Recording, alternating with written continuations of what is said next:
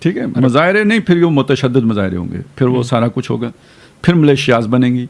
پھر یہ ذہن میں رکھیں کہ ہم نے یہ پچھلی دفعہ کنکلوڈ کیا تھا کہ یہ تو اصل میں تو یہ ساری تجارتی جنگ ہے جس کو مذہبی رنگ دیا گیا ہے.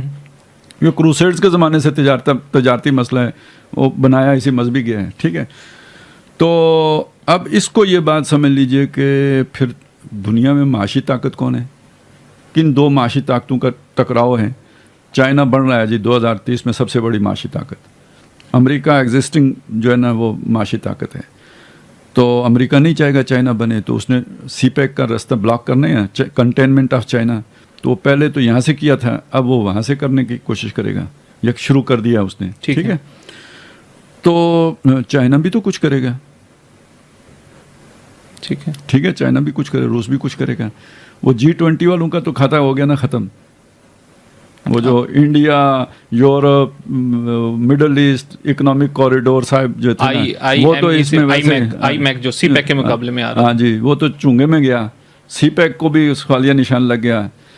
تو یہ تو جب تک امن نہیں ہوگا تو یہ ہو نہیں سکتا. تو امن اب آگے نظر نہیں آتا. یہ ساری پاورز اپنے اس انٹرسٹ میں, چائنا سی پیک بنانے کے لیے اور ویسٹ جو ہے نا یہ کون سا یہ آئی میک بنانے کے لیے, یہ آپس میں جو ہے نا کانفلکٹ میں آ جائیں گے. مسلمان ان کے آگے جو ہے نا وہ ہوں گے پراکسیز ہوں گی, اور جو اندر کا بھی کلیش ہے, شیعہ سنی کلیش ہے, عرب عجم کلیش ہے, یہ پھر استعمال ہوگا ان سپر پاورز کے مفاد کے لیے یا اس کے لیے.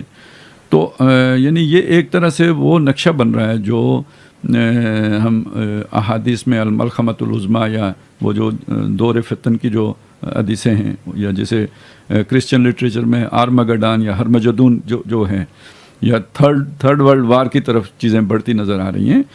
تو جو لوگ اس چیز کے اندیشہ بیان کر رہے ہیں تو وہ یعنی اس ایک ایسے وشیس سرکل میں نو انسانی آ گئی ہے کہ یہ وہاں تک جا سکتا ہے.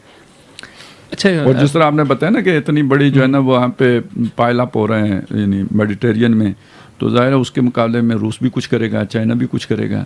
اور ویسے تو امریکہ کی ٹیکنالوجی سپر مانی جاتی ہے, لیکن اس عرصے میں چائنا نے کیا کچھ بنا لیا ہے, وہ تو جب جنگ ہوگی تو ظاہر ہوگا نا.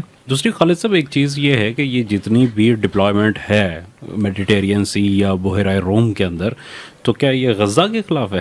نہیں, غزہ تو بہت جو ہے نا وہ 2 ملین لوگوں کا ایک چھوٹا سا خطہ ہے. یہ وہ مجھے اصل میں یہ ساری چیز دیکھ کے نا تو ایک وہ پرانا وقت یاد آ گیا.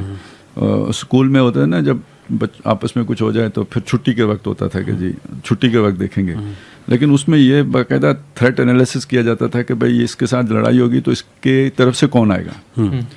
اب جو کون آئے گا تو اس کو کون نیوٹرل کرے گا, تو اس کو بتا دیا جاتا تھا یار میرا شام کو میچ پڑھنا ہے تو تم ذرا ادھر موجود رہنا. وہ لڑائی میں حصے دار نہیں ہوتا تھا, وہ آپ کا جو ہے نا وہ ساتھی ہے, ہواری ہے, لیکن وہ ادھر اس کی پریزنس ہوتی تھی کہ کوئی کسی اور نے مداخلت کی تو میں موجود ہوں. تو یہ وہ چیز